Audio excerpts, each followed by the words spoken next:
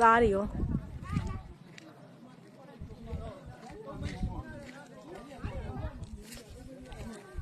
မကြည့်အောင်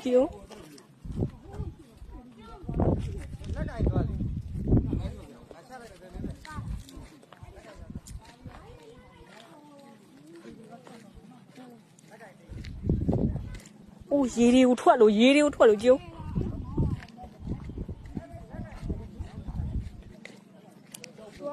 အောက်ထဲမှာမြေကြီးထားတဲ့အချိန်နဲ့တ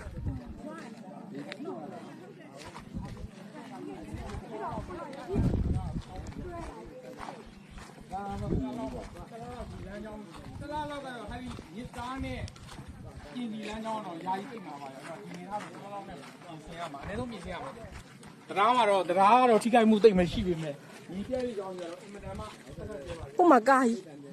ဟုတ်ကားတယ်ဟိုဘက်ဆက်သွားလို့မရတော့ရတော့ဘူးကူးကြမှာတော့ခင်ဗျားတို့ထုတ်ကြည့်နေအဲ့ဒါယူကားတစ်စီးမှာ